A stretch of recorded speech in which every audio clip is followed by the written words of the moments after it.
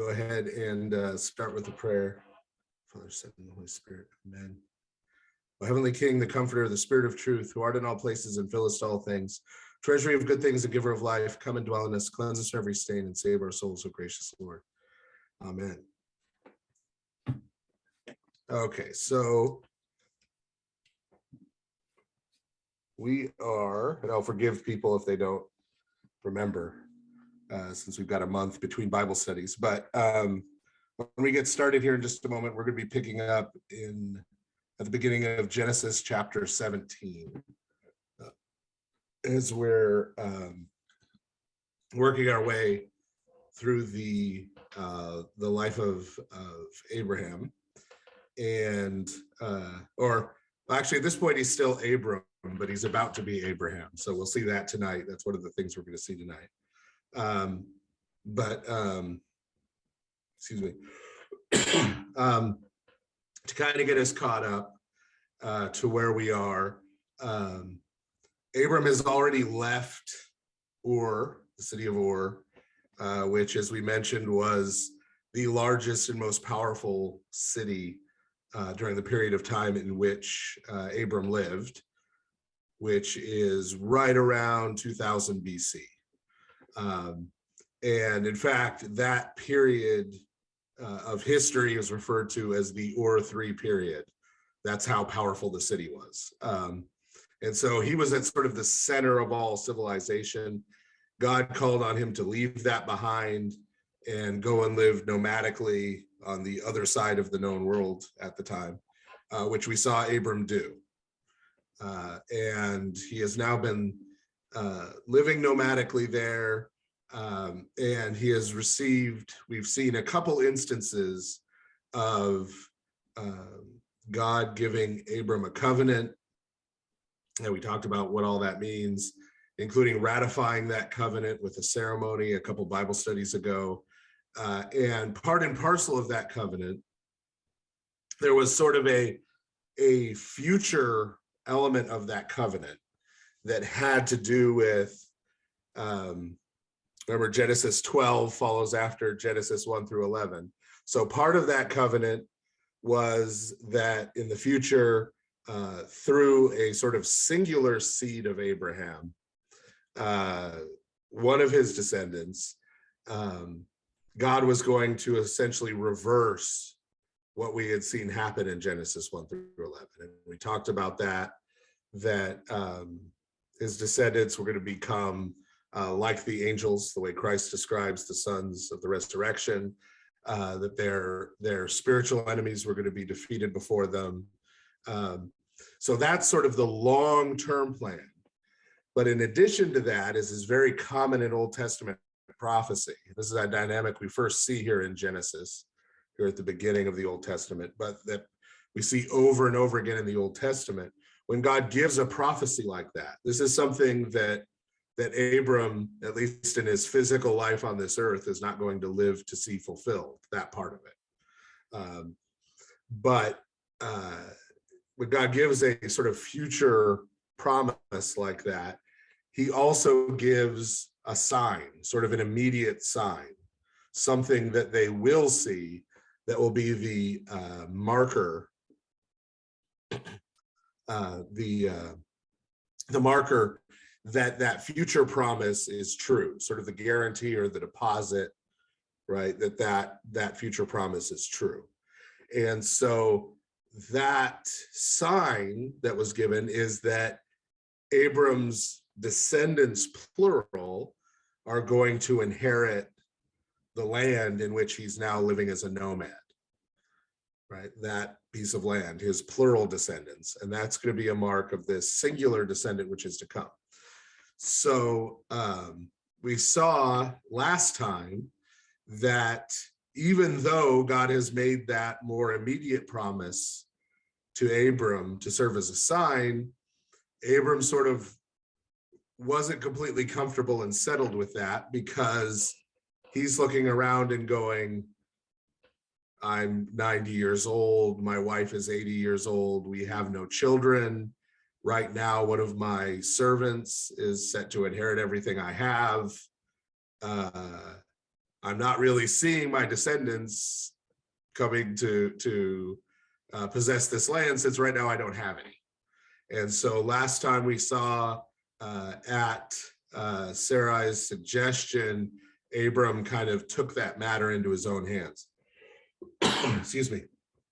And he lay with Hagar, who was Sarai's servant or slave, and produced a son with her. After that happened, however, Sarai realized she had kind of made a mistake, that this had not been a good idea. And so she then wanted to expel them and ended up forcing Abram to sort of exile Hagar from their extended family. We saw God intervene sort of in person. The angel of the Lord came and spoke to Hagar and told her to go back, and made a promise that Ishmael was going to have a share in that inheritance of Abram. But at the same time, right, he is not going to be sort of the singular seed through which that ultimate seed comes and the prophecy is ultimately fulfilled.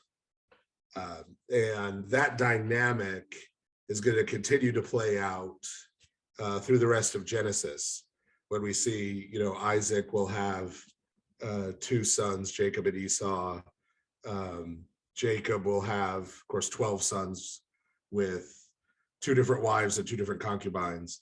There will be this dynamic of descendants, plural, and then also sort of a singular descendant through which that line is calculated. And eventually, this is a rabbit hole we're not going to go down right now, but eventually St. Paul's going to talk about that in Romans 9 through 11, and talk about how ultimately that seed is Christ, and it's through Christ that the promises to Abraham come to everyone.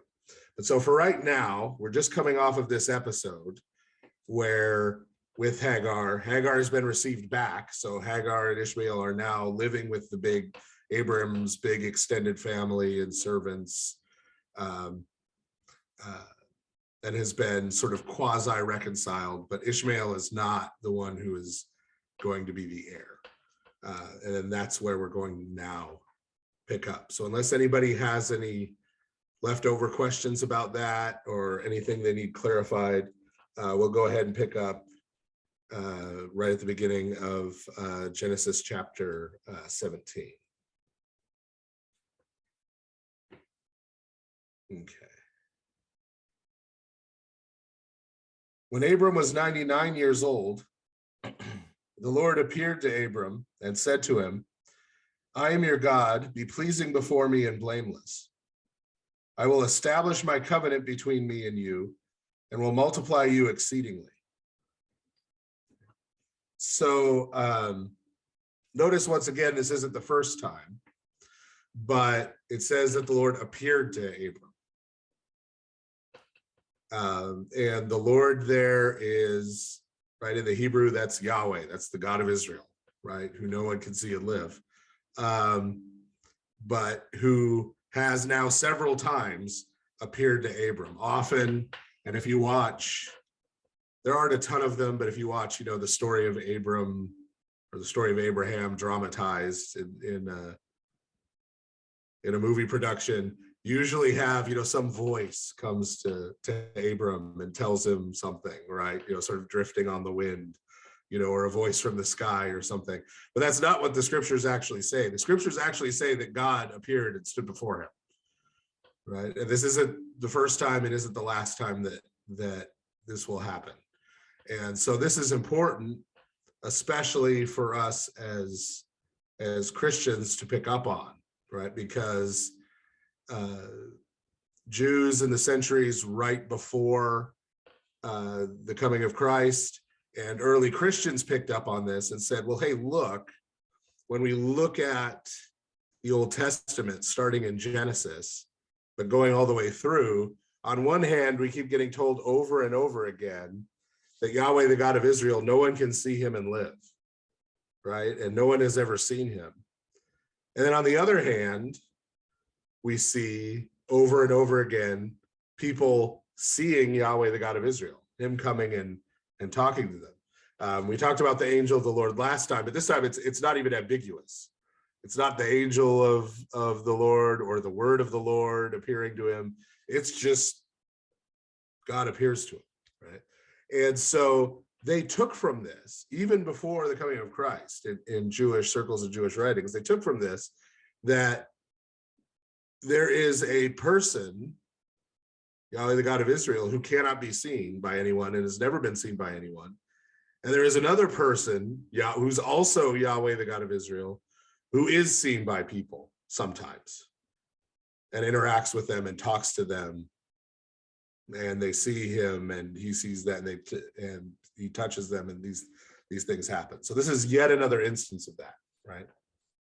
And when he appears, right, he sort of reiterates what he's already said, right?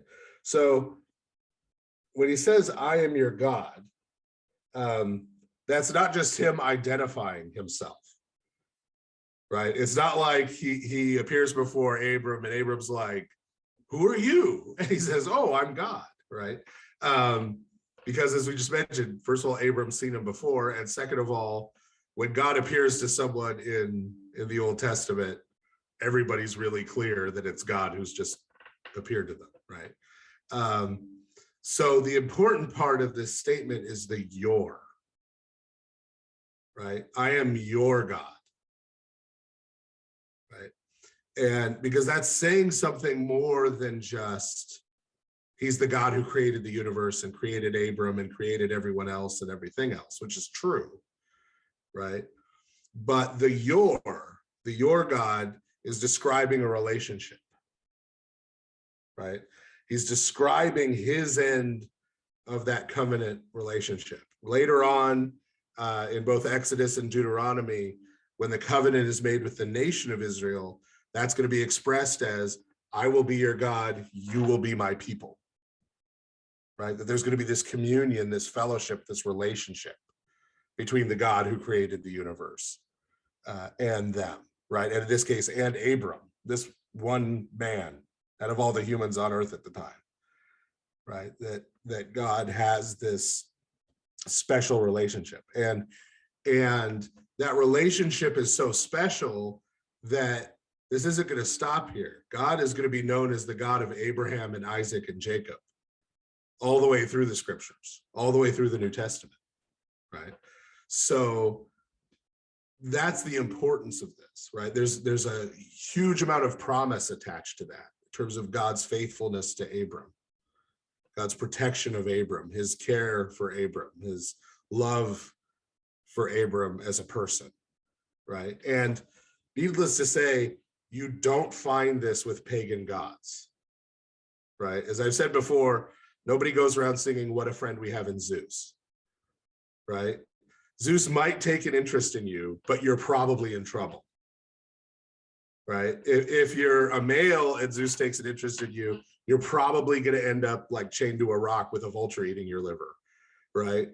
And if you're a woman, we won't even go there, but you know, Zeus needed to be Me Too'd really badly, right? So, but he didn't have like affection for a human. He didn't have love for a human.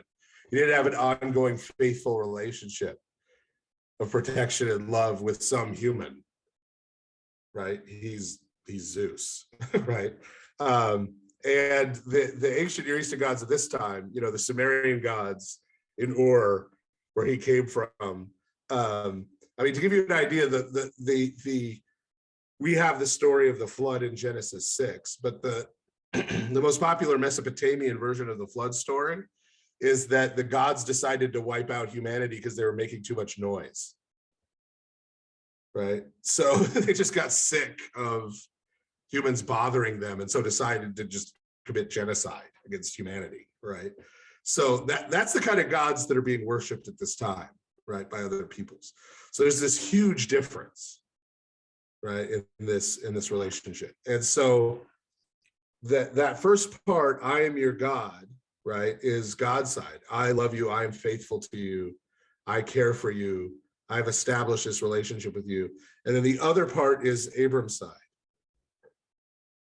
right? So be pleasing before me and blameless, right? Live your life in a way, right, that is good and pleasing to God and blameless in terms of sin. He says, I will establish my covenant between me and you. Now, he's already made this covenant, but that verb establish is like laying a foundation, right? So he's saying, I'm going to make this covenant I made with you, this agreement I made with you, I'm going to found it and establish it. This is going to be unmoving, right? This is going to be laid down as a monument. And will multiply you exceedingly. And notice that language. It's not just, I'm promising you, you're going to have a lot of descendants, but God is going to be the one who gives him those descendants. Why is that important? Well, we just came off the episode with Hagar, right? Where Abram tried to do it himself, right? God's saying, no, I am going to do this for you. Verse 3, then Abram fell on his face, and God talked with him, saying, as for me, behold, my covenant is with you, and you shall be a father of many nations. No longer shall your name be called Abram, but your name shall be Abraham, for I have made you a father of many nations. I will make you exceedingly fruitful, and I will make nations of you, and kings shall come from you. Okay. So, Abram, as one does when God appears to them, falls on his face, right? But then notice what it says. God just converses with Abram. He talks to him, right? And this is one of several sort of, excuse me, relationships like this we're seeing in the Old Testament. You know, Moses is going to speak to God the way a man speaks to his friend, right? And this is not sort of dragging God down and treating him as something common or being disrespectful to God. It's the opposite. It's God stooping to speak to a human, right, in this way, right? So this is already the beginning of showing us who God is that makes something like the incarnation in the New Testament, God becoming man, Christ humbling himself, right, be the kind of thing that if we've read the Old Testament carefully, that we should sort of see coming, right? It doesn't hit us anymore because we're so used to hearing it, but in our liturgics, when we say that he is a good God who loves mankind or humankind, right, we don't understand how revolutionary that is compared to the ancient world, right? We're like, oh yeah, God's good and he loves us. You know, we hear that so often. The power of it sort of doesn't strike us, right? Because we are not his peers, right? We're not even close, right? We're no closer to being God's peers than ants or possums or trees, right? Are his peers. But again, God elevates us and speaks to us and relates to us and treats us that way.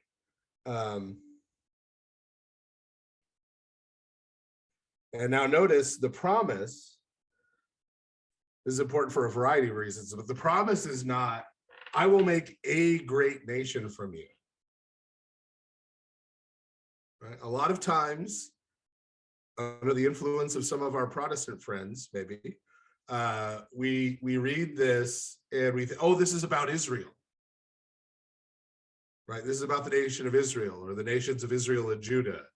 Maybe just Judah, because the Northern Kingdom doesn't go so swell. But notice it's nations plural and kings plural.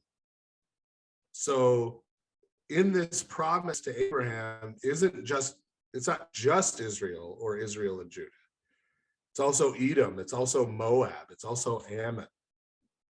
It's also the Midianites were going to be descended from Edom and Ishmael, right? And the other Ishmaelite groups, right? There are going to be all of these nations that are going to trace their lineage back to Abram. And there's even, I won't go all the way down this rabbit hole now, but there's even some stuff, if you read the Old Testament closely, there's some Greeks thrown in there too. And it's a weird thing. But there, if you read closely, there's 3 or 4 places where a bunch of Greeks get roped into being the descendants of Abraham. And the ancient Judeans seem to be aware of this, because if you read First Maccabees, as everyone does all the time, I know, but if you read First Maccabees, there's a place where the newly independent Judea, after their revolution against the Seleucids, they make a treaty with Sparta. And in their treaty with Sparta, they refer to the Spartans as their fellow descendants of Abraham.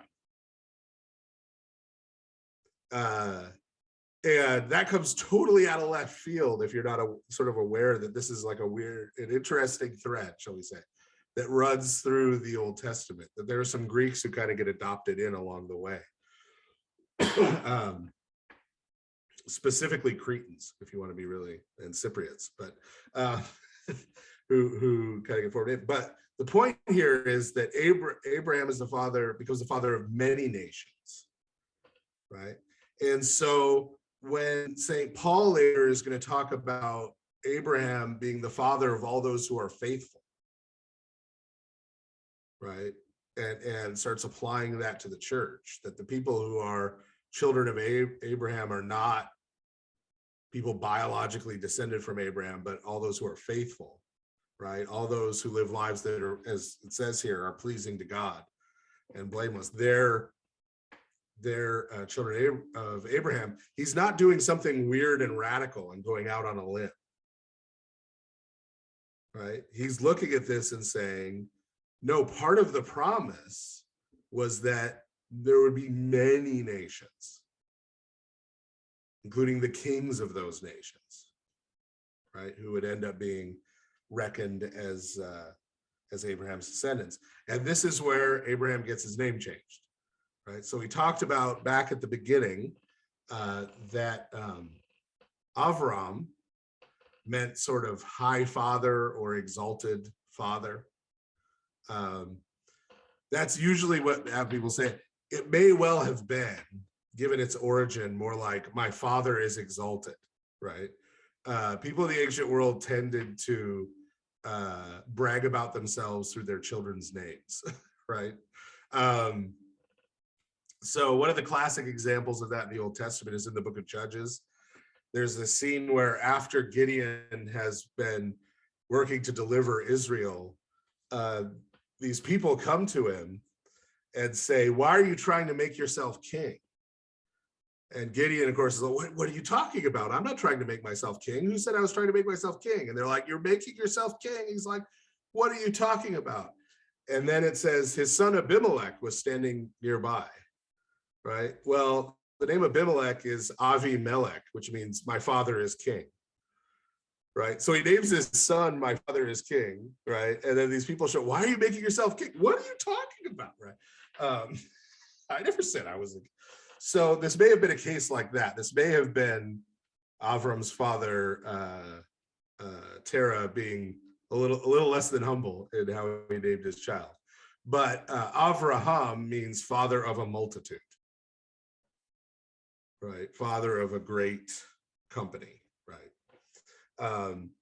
And so that's why the name change happens here, right? That there's going to be these nations, plural, descended from him. Verse 7, I will establish my covenant between me and you and your seed after you in their generations for an everlasting covenant to be your God and the God of your seed after you.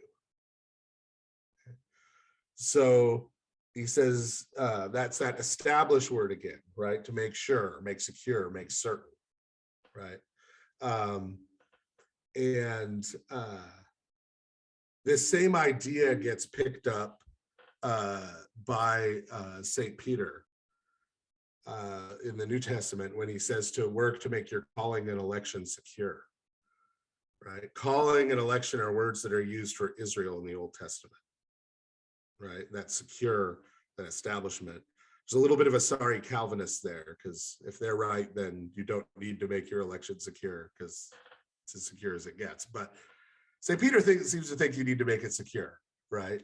So this is a word that's used in terms of covenants, right? So when God issues a covenant, as we talked about when we talked about the covenant ceremony, he describes who he is and what he's done for a person, but then he also says what's required of them, right? So there's always, within a covenant, there's a conditionality, right? A covenant is not just a promise, no strings attached, right? So everyone genetically descended from Abraham is going to experience salvation. No, right? And as we see throughout the Old Testament, that's clearly not true, right? As St. Paul will summarize it, not all in Israel are of Israel, right? So there's going to be plenty of people who, despite being part of the covenant, right, despite having received these promises from God, because they don't walk before God in a way that's upright and blameless and righteous, are not going to end up, right, receiving the benefits. Rather, they're going to come under the curses of the covenant, right? And so this is always true, right? This is always true. This is true in the church today.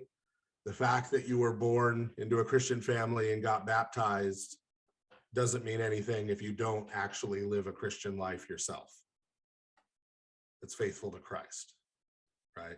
Because there's still that conditionality there, right? You're born into all of those promises, but you have to make that secure. You have to establish that, right, through the life that you then live. And so this is going to go on for all the generations, and we tend to look at generations. You'll even hear people say or argue about how long a biblical generation is. Is it 40 years? Is it 25 years? Is it 30 years? And we, of course, have become sort of obsessive about this. We've got boomers and Gen X and millennials and Zoomers and, you know, whatever else. I think they're trying to call the next one Generation Alpha, and where's the border, and which are you, and what does that say about you? It's kind of like a weird, lame astrology, you know, like your generation tells me this about your personality. But generation, right here, the word that's used doesn't just mean like a time period, right? But it's also the equivalent of like a genealogy or a lineage, right? So you could translate it through all their lineages, right? Because again, there's going to be, coming from Abraham, not just this one unit, right?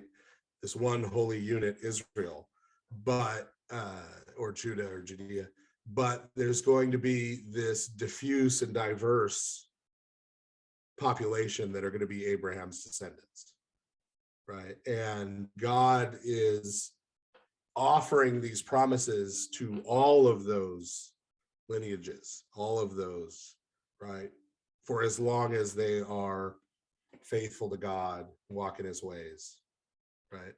So the point of this being in all their generations is, remember, we talked about a few minutes ago how there's this tension between there being this singular line, sort of line of the promise. It's going to go Isaiah, Jacob, Judah, right, down to David, the Davidic line of kings, down to Christ, right? So there's going to be this singular element, right? But God's promises are, while they revolve around that singular element, they aren't only promises to that singular element, right? The promises go out beyond that, right, to encompass this wide breadth, right, of people. And ultimately, right, remember, Abraham and his descendants are again being set up here as the solution to the problems of Genesis 1 through 11. Meaning that what God is doing through Abraham, according to Genesis, is ultimately going to affect all the people on earth, beyond even those who are going to be descended from him, right? So we're going to see in the New Testament, for example, Christ is going to say, salvation is from the Jews to the Samaritan woman, to St. Fotini, right? But that's different than saying the Jews are saved, right? Or salvation is for the Jews only, right? So in the same way that God is going to work through this one line, but the promises go out to this larger group, right? Yes, God is going to be working through Israel and later Judea, but the promises go out to ultimately the whole world. And that's in view here all the way back in Genesis. So again, when St. Paul interprets these things this way, when he starts going and preaching to Gentiles, he's not coming up, making up something new. He's not going out on a limb. He's going back to the original. He's going back to Genesis, right? Before Moses, before the Torah is written, before the things that are sort of exclusive to Israel. He goes back to Genesis, right? And says, how did these things work originally, right? What were the original promises God made to Abraham? And how are those then fulfilled in Christ?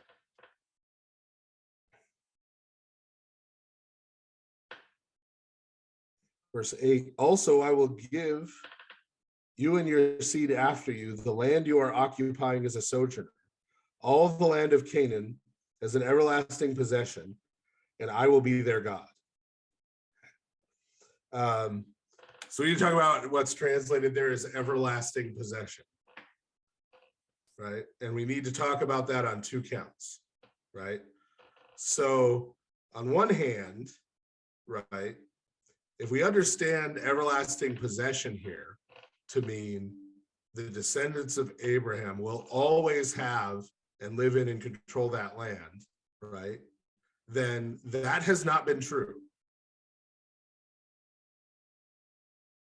And you don't have to go past the Bible to find out that hasn't been true, right? I mean, already the northern kingdom of Israel gets wiped out and Judah gets taken into exile. We're not even out of the Old Testament, let alone what the Romans do later in 135 AD, right? So if you interpret that as meaning they're always going to have and live in that land, right, then you got a big problem, right? And the text clearly does not say, well, hey, even if they lose it at some point, I'll eventually bring them back, right? That's nowhere here. That's nowhere here in the text, right? It's nowhere here in the text, okay? So what is it?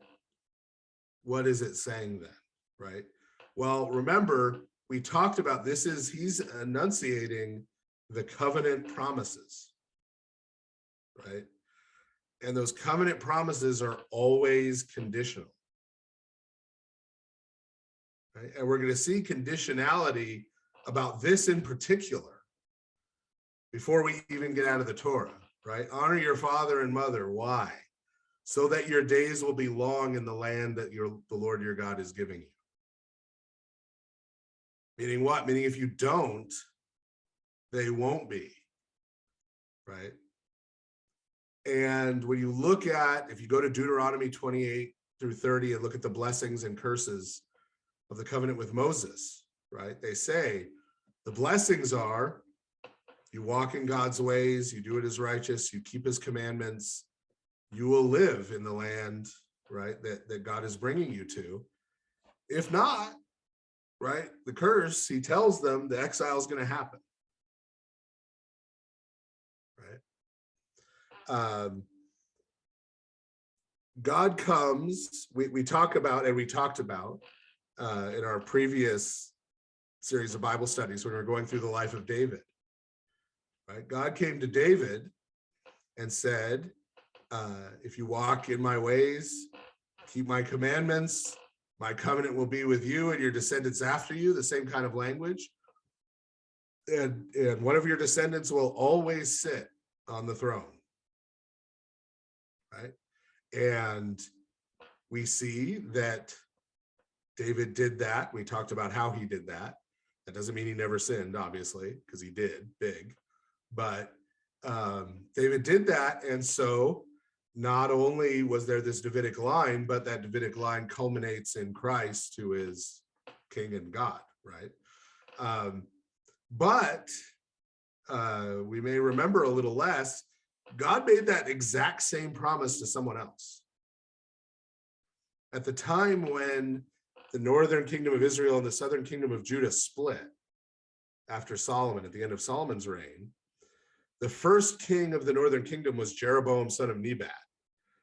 And God came to Jeroboam and said, I am taking these 10 tribes from Rehoboam, from Solomon's son, and giving them to you, and I'm making you king. And if you walk in all my ways and keep all my commandments the way David did, a son descended from you will always sit on the throne of the northern kingdom of Israel over these 10 tribes. And of course, Jeroboam did the exact opposite, right? He set up golden calves, he embarked on idolatry, right? Was sort of sinful in every way he could be, and his son was assassinated and a new dynasty was set up, right?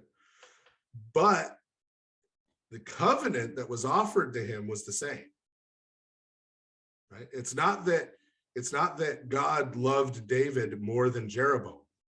You got another sorry Calvinist here. It's not that God loved David and hated Jeroboam, right? It's that God says the same thing to both of them, right? And then the two of them respond the way they will and do what they will, right? And so when God makes a promise like this in this covenant context, it's not God's promise that fails. And this is another thing St. Paul's going to talk a lot about in Romans. It's not that God's promise fails, it's that the people fail. Right? God was their God. They just decided they didn't want to be his people. Right? And so it's not God who fails. The promises of God are sure, right? And are true for everyone, right, who is faithful to them. Right? But those who are faithless, right, then they receive the curses of the covenant, not the blessings of the covenant.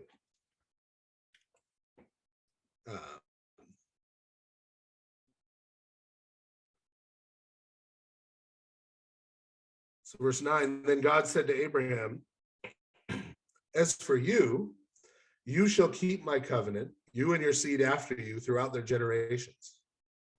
Okay, so he says, you need to keep your end, right? He's just told all the things he's going to do, right? And he says, so now here's your side, right? He says, as for me, God speaking, here's all the things God is going to do.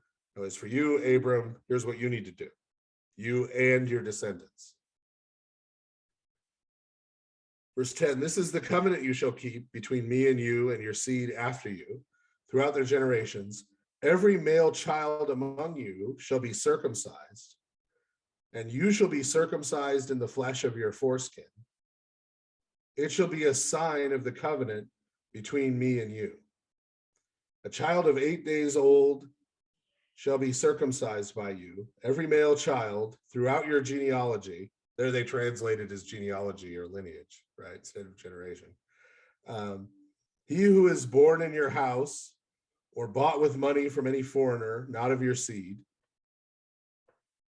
He who is born in your house and he who is bought with your money must be circumcised, and my covenant shall be in your flesh for an everlasting covenant.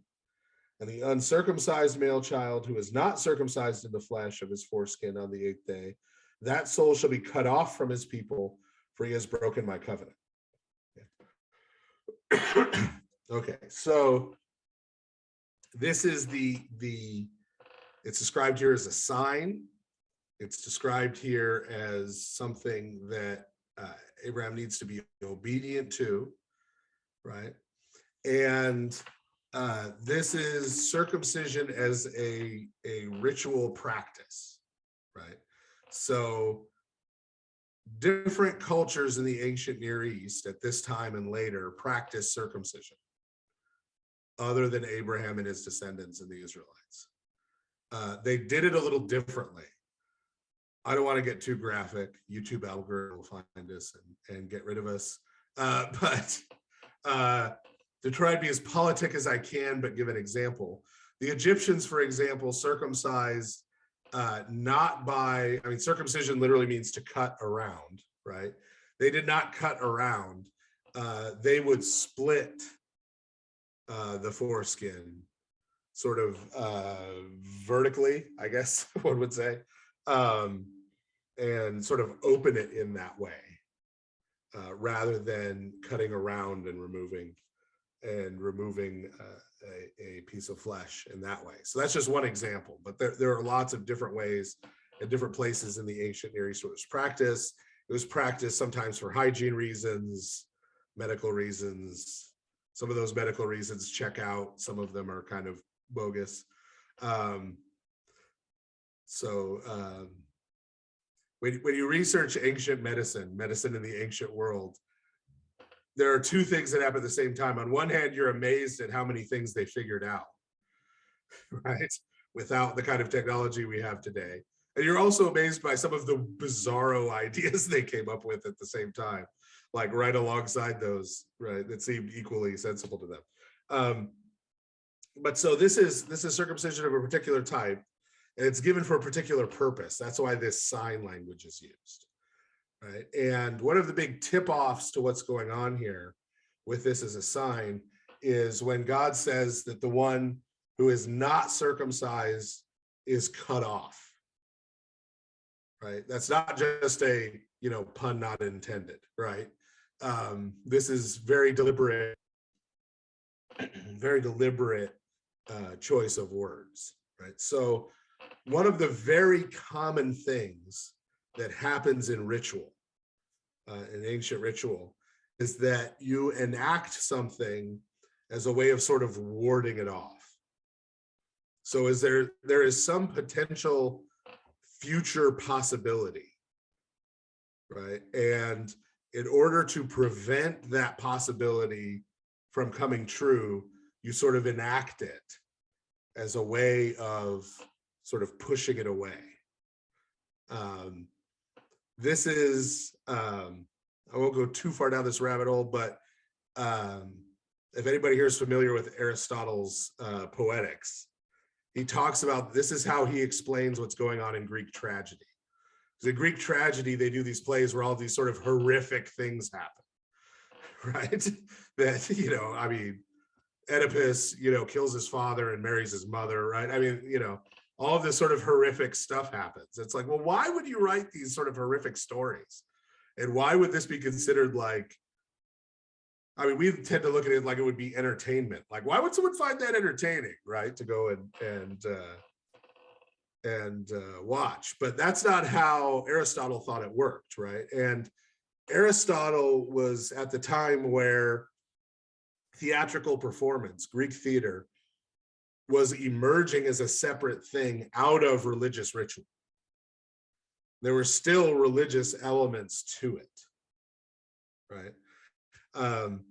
But it starts as we do these sort of ritual enactments as part of the ritual religious life, and then slowly some of those started to get, in Athens in particular, the tragedians started to bring those out, right, as sort of a separate thing. And he uses the term catharsis, which is cleansing. But the Greek word catharsis actually comes from Akkadian. Most of the religious words in Greek at the oldest level of the development of the Greek language come from the ancient Near East. They come from Babylonian civilization. They come from West Syrian civilizations and get adopted. So they take the Akkadian word qatar, which I understand there's an Arabic word derived from it that refers to some kind of aromatic oil. I don't know if we have any Arabic speakers here who can tell me what that word is, but it's derived from the same word. And it's the Akkadian word for incense that was used for purification. That's what incense did, right? It purified from sort of evil spirits, right? And evil powers. And so Aristotle's idea is that Well, we're enacting these horrible things, sort of the worst things we can think of happening, right? We enact these as a way of sort of purifying ourselves, like warding them off, right? Like it's like an incense offering that sort of drives away the fates, the furies, right? The evil spirits who would cause these horrible things to befall us, right? So this is pretty commonplace in ancient ritual, right? And so this is not to say, oh, this stuff in the Old Testament is just ancient ritual, it's all the same. This is to say, who's Abraham, right? He's a guy from Ur. God is communicating with him. God has drawn close to him, is speaking to him, is conversing with him. He's going to interact with Abraham in a way that Abraham can understand what's going on, right? Because if Abraham doesn't understand what's going on, right, God's not telling him to circumcise himself and his sons just because God thinks that's neat, or there's some compulsion on God where this is some mystical thing, right, that's written somewhere on magic tablets, you know, that God is beholden to.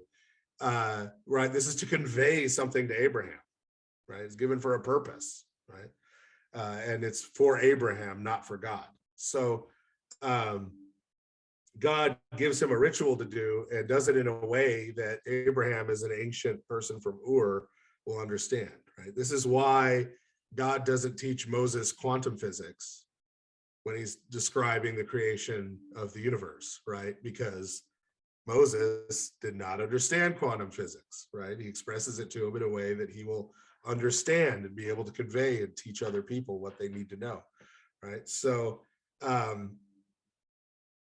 what Abraham would have understood, and why this language there is not an accident or a pun, is because Abraham would have understood this as, right, I am performing this act of cutting off in order to prevent myself and my son, right, and the son of my servant and the sons in my household, them being cut off from this covenant, from this community, from this family that is now God's family, right?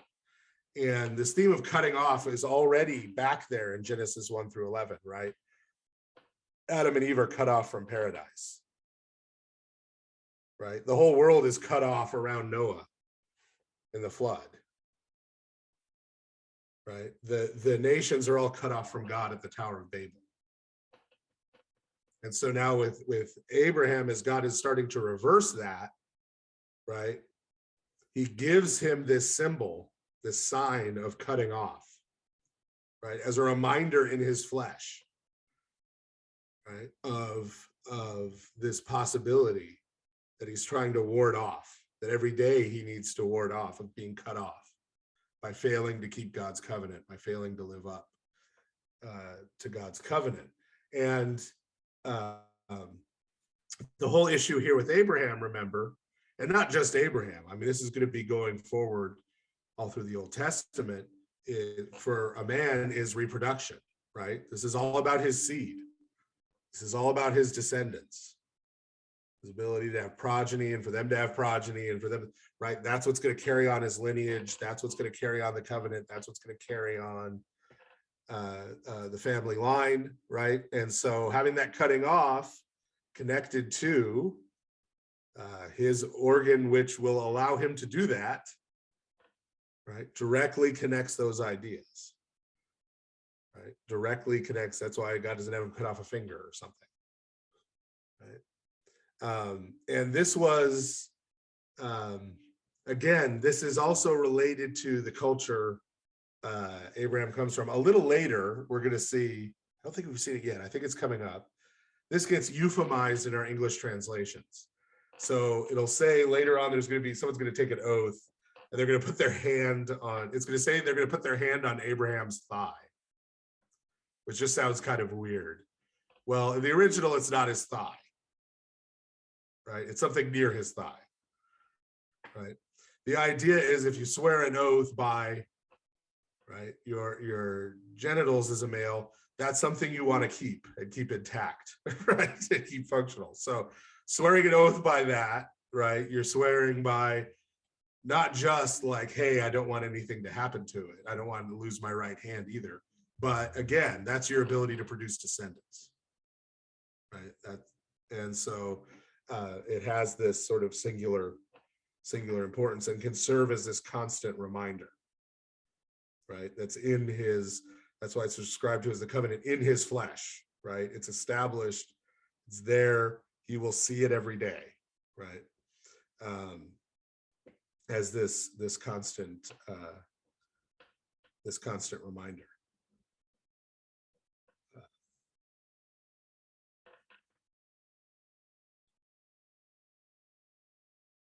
Then God said to Abraham, as for Sarai, your wife, you shall not call her name Sarai, but Sarah shall be her name. So this is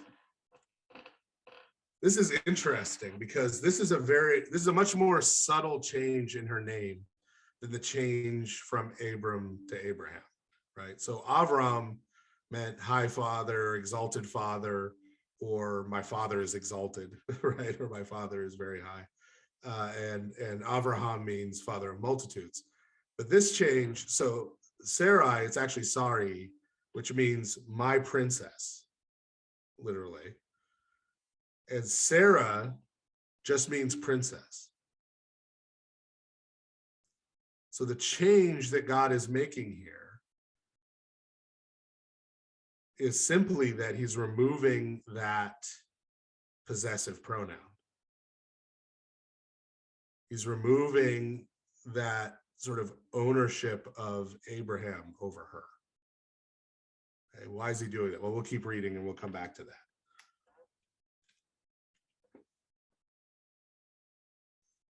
And I will bless her and also give you a son by her, and I will bless him, and he shall become nations, and kings of peoples shall be from him.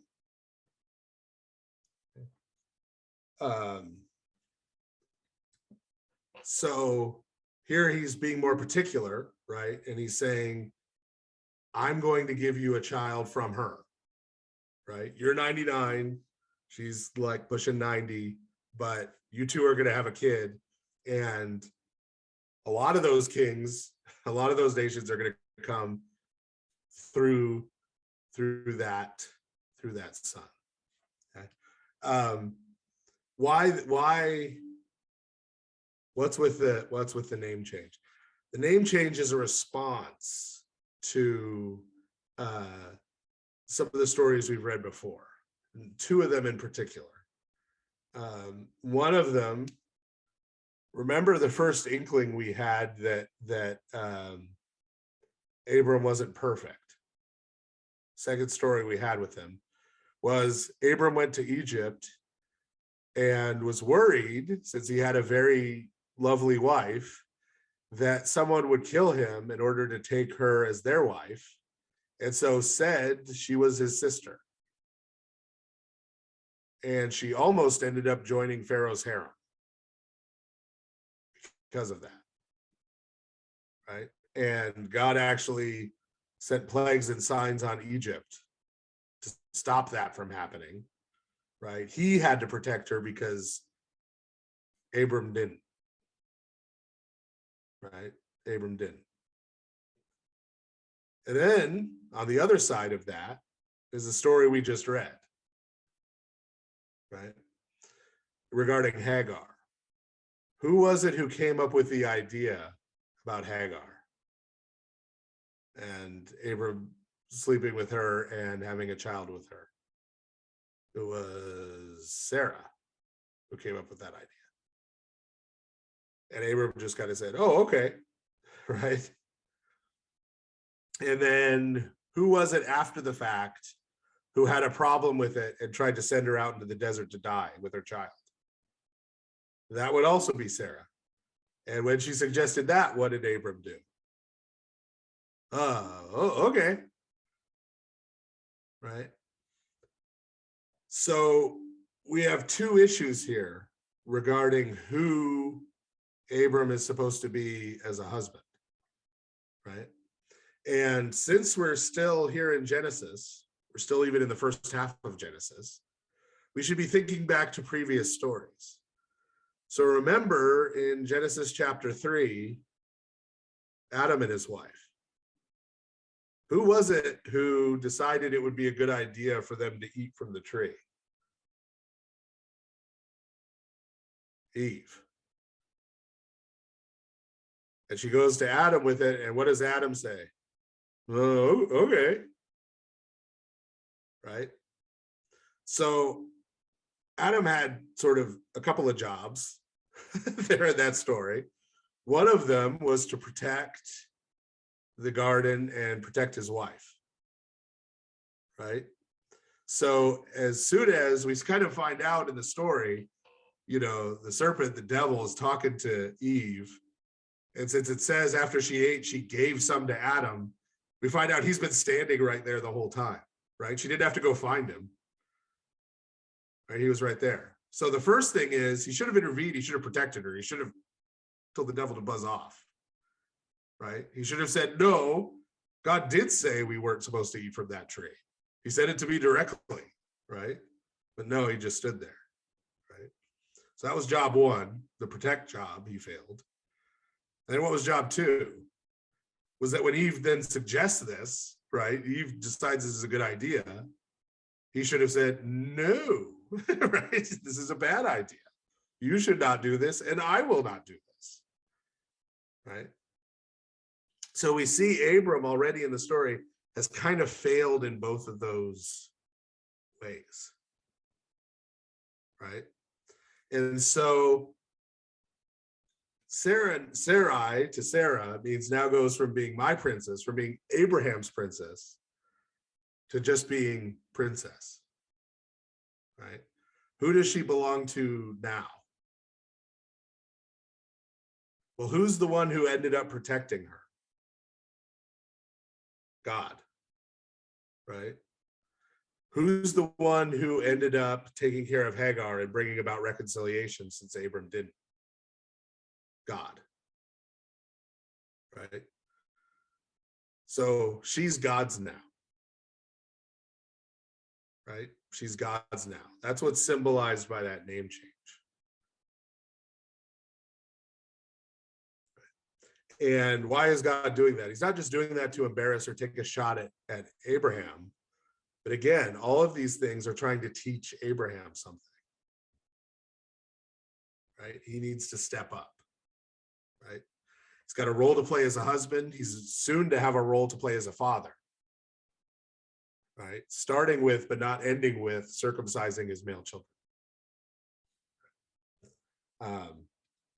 And so this is an object lesson now. And so all through this, we've seen, though, that when God has appeared to Abraham and has told him these promises and told him what he's going to do, right? Abraham has obeyed, right? He's gone to the other side of the known world. He's done all these things. But apparently we've now hit a bridge too far for Abraham with this whole, you're 99 and your wife is pushing 90 and you're having a baby. Because, verse 17, then Abraham fell on his face and laughed and said in his mind, shall a child be born to a man who is 100 years old, and shall Sarah, who is 90 years old, bear a child? Right? So this is just a bridge too far for him to believe. And so he laughs that he just thinks that, right? And Abraham said to God, oh, that Ishmael might live before you. Right? So he says, come on. That's not real. But look, I got a son. I got this kid. We'll just, let's just go with the kid we have. This seems a little far-fetched. Verse 19, then God said, no, Sarah, your wife, shall bear you a son, and you shall call his name Isaac, and I will establish my covenant with him for an everlasting covenant, and with his seed after him. So he said, right? You're gonna have so, and in fact, you're gonna name him Isaac. What does Isaac mean? Isaac is the word for laughter. Okay, so God is saying, oh, you think that's funny, huh? Okay, well, we'll name your son Isaac then, since you think that's such a funny idea, right? He's the one, right? That singular part of the covenant is going to go through him and his seed after him, right? But notice the fact that there's that singular element does not mean it's exclusive. Doesn't mean he's only going to bless Isaac, right? Because God goes on to say, as for Ishmael, I have heard you. Behold, I have blessed him and will increase and multiply him exceedingly. He shall beget 12 nations, and I will make him a great nation. But my covenant I will establish with Isaac, whom Sarah shall bear to you at this time next year. So God finished talking with Abraham and departed from him. So again, it's not exclusive, right? Ishmael is going to have these 12 nations descended from him. He's going to receive blessings too. He's going to receive part of these promises too. But there's also this singular element, right?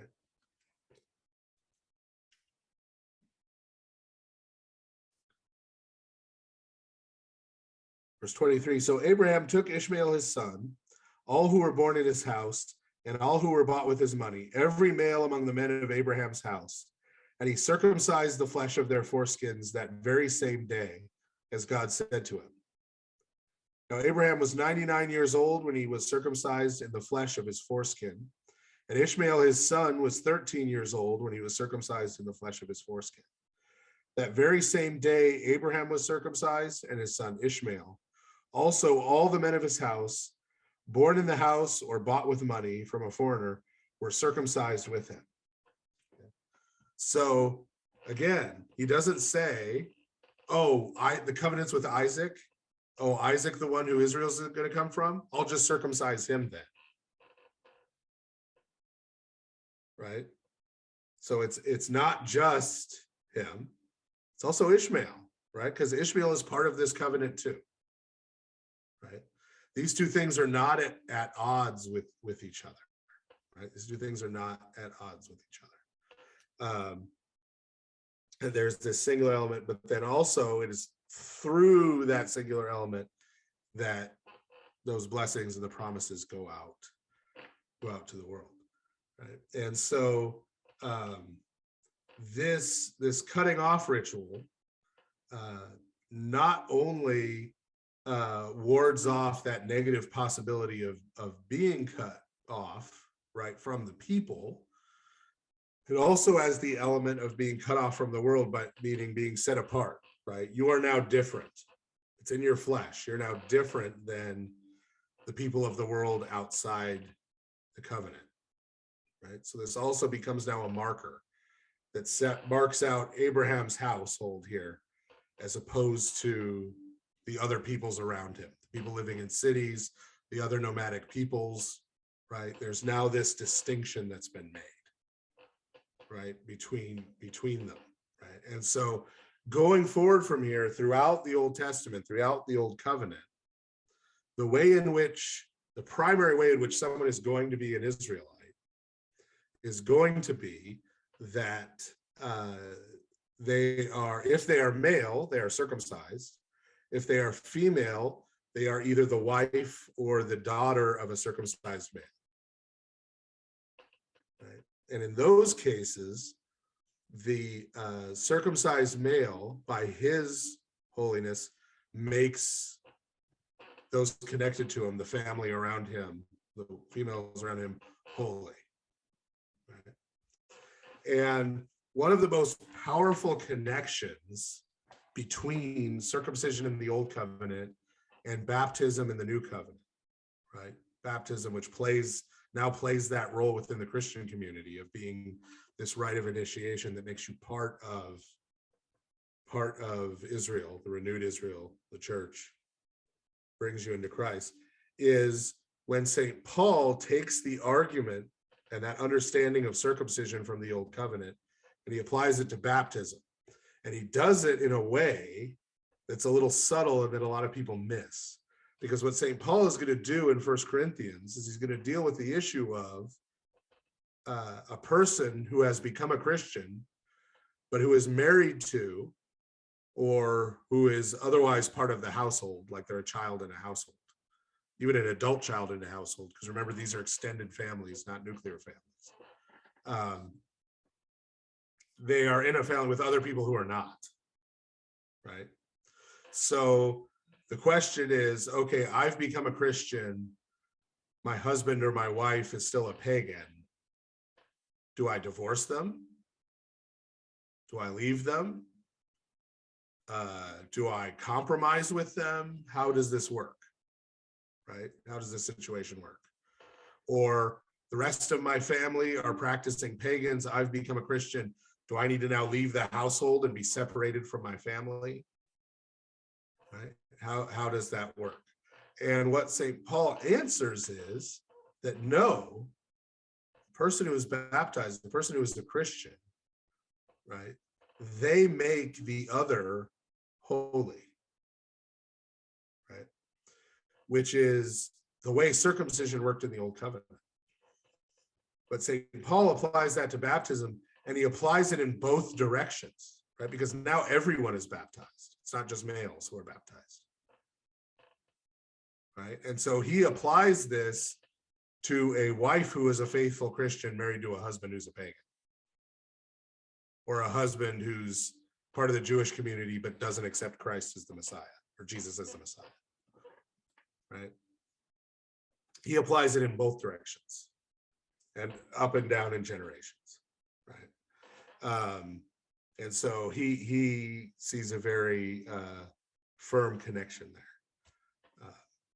And so this is, as I mentioned, this is going to be the basis. What makes someone an Israelite throughout the Old Testament after this, once we get into Exodus, is first of all, if you're male, you're circumcised, or you're the wife or daughter of a circumcised male. And then number two, you eat the Passover every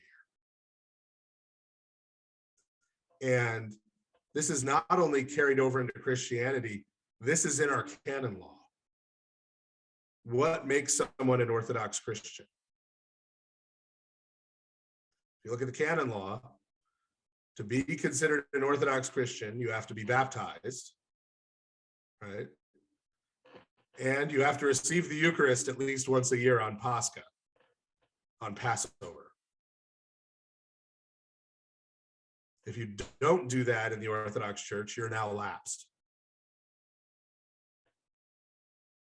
right?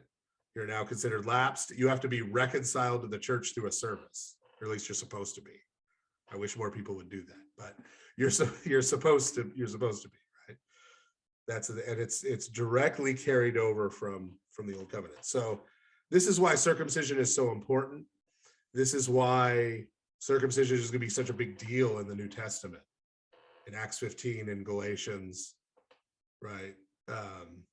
Where because there are going to be people within the Christian community who don't understand how Christ's fulfillment of the Old Covenant works, are going to say, well, no, you need to be baptized and circumcised, right? And you need to, yes, do the Christian celebrations, but also do the Jewish observances, right? The Old Covenant observances, right? Because there's a misunderstanding of the relationship of the two and how they work.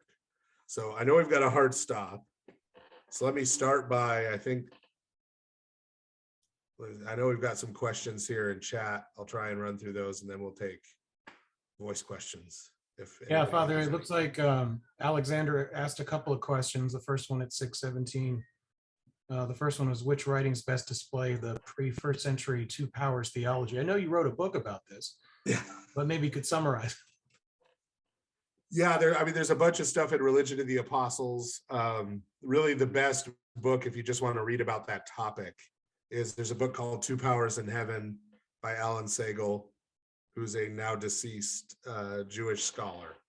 But so I usually recommend that people read Jewish scholars on this, not just because I think, Jewish scholarship is great, but because it's really hard to accuse them of having a dog in the hunt and trying to prove the Trinity. Can you tell me the name of the author of that, something Segal?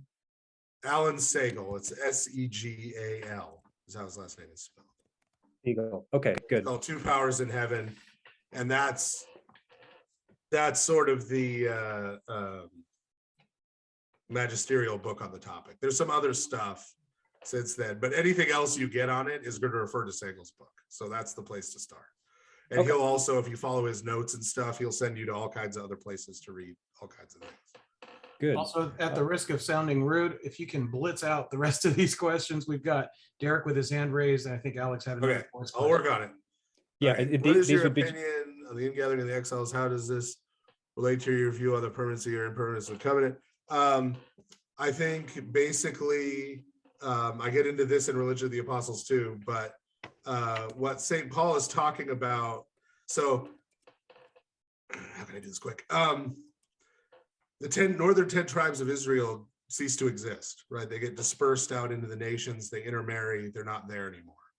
But all of the Old Testament prophets say that when Israel is restored, all 12 tribes are going to be back. That's right. Yeah. And so the tip-off is in Romans chapter 11, St. Paul refers to the fullness of the Gentiles, which is a phrase he gets from later in Genesis. Genesis, I believe it's 48, when Jacob blesses Joseph's sons. He crosses his hands and says about Ephraim, the younger son, that his descendants will become the fullness of the Gentiles. And Ephraim was the main tribe of the northern kingdom. The northern kingdom was referred to as Ephraim. And so St. Paul sees, if we're going to regather these 10 tribes, since they're dispersed out into the nations, we have to bring them back in from the nations. And therefore, when the Gentiles all come in to the root of Judea, Judea being one tribe, right? Mhm. Then all Israel will be saved, right? Because Right on. they'll all be grafted back together. It's lightning round. Reformed Christians often assert that circumcision amounts only to an ethnic identity marker in an attempt to separate circumcision from baptism. You say that other civilizations are circumcised. Also, God calls it a sign of the covenant between him and Abraham. Is this enough to debunk the Reformed claim? I haven't heard a lot of Reformed people doing that. Reformed people usually want to connect circumcision and baptism. The ethnic identity marker thing is more new perspective on Paul people, like N.T. Wright. The problem with that is there's no concept of ethnicity at this time in the ancient world, as we have it today. What makes you part of a people is based on ritual. So being circumcised and eating the Passover makes you an Israelite. Doesn't matter who your dad or your grandpa was. So yeah, ethnic identity marker doesn't really work. Ritual identity marker does kind of work, right? But then that just reinforces the connection to baptism, because that's exactly what baptism is, right?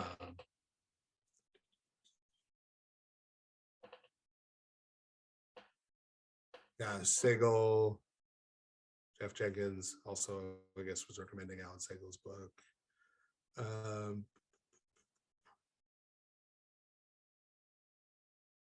Or Segel. My book. Okay. Derek. Hey, so I noticed twice it says that then Abraham fell on his face. Is the second time more of a like, because I know you referred to face as a form of communication. Is that like saying he didn't quite understand what he was being told as like a different type of saying back in the day? Is it the same translation, or is it that he fell down again, like in a state of worship? Yeah, no, the second time isn't worship because of that. He fell down and laughed. So it's sort of ROTFLOL. Cool. I was thinking, because it seemed like it was, he would have already been in that state. And then it seemed like, you took my wife from me and she's going to give me a kid. Right. Yeah. Well, and there's even a play on that there in verse 19, right? No, Sarah, your wife, right? Which in Hebrew is the woman of you, right? And technically her old name was Princess of Me, right? So there's even a little kind of a dig there about it again. Yeah. Because again, he's pretty quick to just be like, don't worry about her, she's old. We got a kid, right? Yeah. Cool. Lord of Spirits paying off. So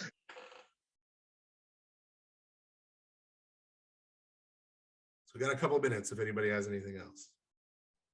I have one last question. The conclusion of your talk there talked about the reason that circumcision isn't necessary in the new covenant is because of a fundamental difference in the nature of circumcision of the flesh and then circumcision, I'm guessing, of the heart or of the spirit here.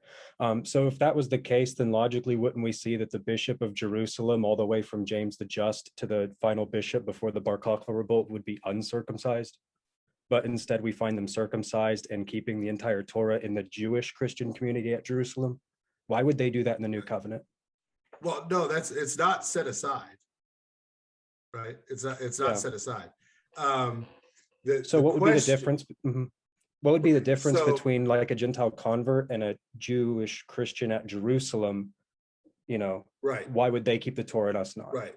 So those things, right? Those things effectively, the specific observances, and St. Paul's going to say this, effectively become optional because they become additional. Okay. Right. So St. Paul, when St. Paul says, well, we reinterpret this in Galatians, oh, if you're circumcised, you have nothing to do with Christ, right? St. Paul was circumcised. Right. Right. So he doesn't mean that like those two things are completely incompatible. His point is he's talking to Gentiles. Right. And he's saying, right, he's talking about the Mosaic covenant has this purpose. Right. And then once that purpose is fulfilled, the purpose is fulfilled. Right. And so you're not trying to enter back into that. Right. To enter back into that is to say that sort of Christ didn't fulfill it. Right. If you're saying so that still begs the question, after the ones who are Right. already circumcised before entering the new covenant, in the continuation of the second and third generation in the church in Jerusalem, why would they continue to circumcise and keep the Torah? it becomes a neutral thing. And we don't Okay. know how many of them, did it, how much of it. That gets greatly overplayed, especially St. James. That gets greatly overplayed. But they don't think that there's anything in the Torah that's just gone. Yeah. Right. It's fulfilled in different ways. Right. Like, just like today, if you decide you don't want to eat pork, right. Yeah. That's fine. Right. Right. But if you try to impose on the church, Right. not Totally eating agree. pork, Yeah. that's a different thing. Right. Mhm. So there's lots of people who are circumcised today who are just, medical reasons. It was, commonly done during certain eras of American life, right? That's different than saying you must be circumcised to enter into the church, right? Okay. And And then my final thing is harmonizing this with what appears to be the future for us, the saints, at the resurrection of the dead. How do you interpret Ezekiel chapter 43, where he says that in the sanctuary that's coming, no stranger or Israelite that is uncircumcised in both their heart and their flesh will be able to draw near to God? Right. Well, so everything in Ezekiel's vision is a vision, right? It's a spiritual vision. So, for example, the details of the temple are actually talking about Christ and the incarnation, right? I see how they could symbolize that, but you don't think it's literal in any capacity? No. Okay. No. There is not going to be, well, some of the fathers say there is going to be a third temple, but they say the Antichrist is going to build it. That's not what that's not the temple Ezekiel's talking about, right? So we have to interpret all of those other things, right, in terms of that. Yeah. Right. So Ezekiel's talking to exiles for whom circumcision was the mark and the sign of holiness and being cut off from the world. Right. And again, it's reiterated all through the Old Testament. It's not just about the circumcision of the flesh. It's also about the circumcision of the heart. That starts showing up in Deuteronomy. Right. No, amen. Yeah. Yeah. So obviously he's not going to say to them, no one's going to enter into Christ, but that they are baptized in the name of the Holy Trinity, because Ezekiel's in Babylon in the 6th century, right? BC, right? So he's going to use imagery that's going to be resonant with them, right? Saying no one who is unholy, no one who has not become part of the people of God, no one who has not only outwardly observed God's commandments, but in their heart observed God's commandments. No one like that is going to be a part of the restoration of Israel that is going to come. Yeah. I don't want to take all the attention up for tonight, but I'd love to continue the discussion on Ezekiel's temple because I have a lot more questions that go down that vein, especially when I start considering this to be metaphorical. But thank you for your answers. Okay, yeah, you might want to look at. I'm not doing this to sell my book. Go ahead and steal no, that's it. great. No, I mean, but you do this for a living, so I talk about a lot of this stuff, like the law and the fulfillment of the law, the ongoing use of the law and stuff. A lot of that is in the Religion of the Apostles book that people were talking about. Okay. So if you can find a bootleg online, I don't care. Don't tell Extra Faith I said that. Edit this out of the recording.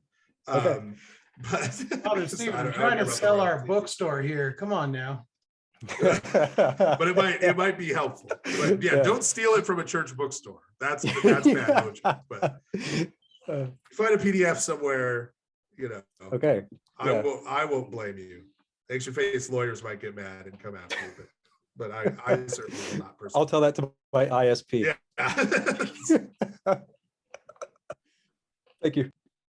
I just hope that your next book is now titled something to the effect of "Steal This Book." No, it is not, and I don't think John Maddox would let me put that on the cover of one of my books. You could steal this title. But honestly, here's the thing. Before the Religion of the Apostles, the first one was published, I honestly was like, why are people going to want to buy a book from me? They could read my blog for free, right? But for whatever reason, like literally exponentially more people have read that book than read my blog, even though it costs money. It's because you wrote a book that doesn't exist, Father. I guess, but so that's why I write books for publication that get sold for money.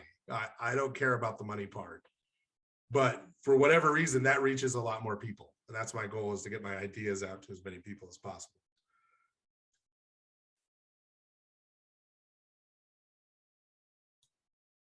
And I'm just going to put in a little plug here. Father Stephen DeYoung will be at the winter retreat in Atlanta. So if you come, you might be able to pin him down and talk to him in person and ask a lot of questions as well. I know I do. We have to wrap up in a couple of minutes. So if there's one last quick question, we can probably do it, but we do have a hard stop here for a diocesan meeting. If not, go ahead. Derek? We lost you, Derek. I got one if Derek's out of commission. Yeah, go for it. Sorry, Derek. Gotta go fast though. Yeah, you've answered this 1,000 times, but it really is just because I'm not very smart. So if you don't mind dumbing it down for me, the idea of fulfillment, right? When I think fulfillment, I think like a work order. It's done, package it up, and I never have to worry about it again, right? How does biblical fulfillment differ, for the dummy, I guess? Yeah, let's try to do this in 30 seconds. Basically, fulfillment is a good English word for it because it's literally what the Greek is, right? Filled full, right? Like filled up to overflowing. So yeah, we tend to think of fulfillment like there's a prophecy in the Old Testament, meaning somebody predicts something about the future, right? I predict this will happen, then it happens, and so it's fulfilled. That's not what's going on in the Bible at all. Fulfillment is that there are patterns, right? There are patterns, there are symbols, there are signs, there are rituals, there are ways of being in the world, ways of thinking in the Old Covenant, right? In the Old Testament. And those things get expanded out, universalized, blown out, right? By what Christ does, right? So example that I'll do as quick as I can.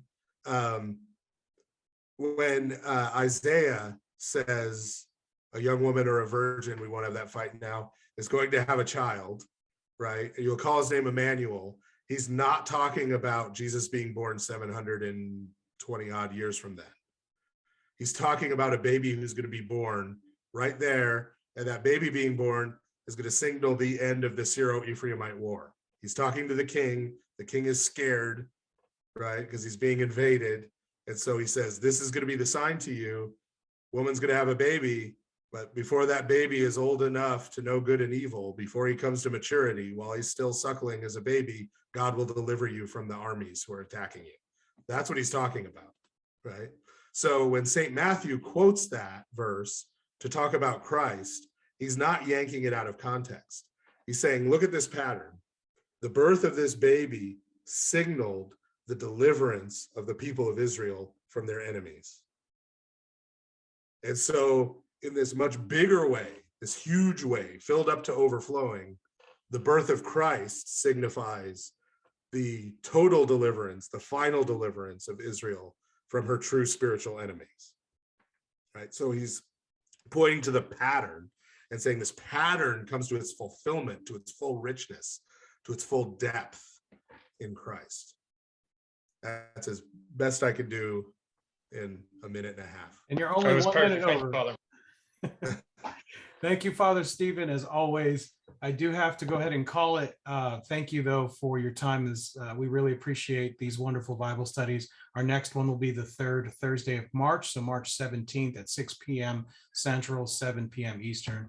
Everybody have a great evening. Sorry I have to end it, but we got another meeting starting right now. So have a good night, Thank you you, guys. everybody. Thank Later, you. y'all.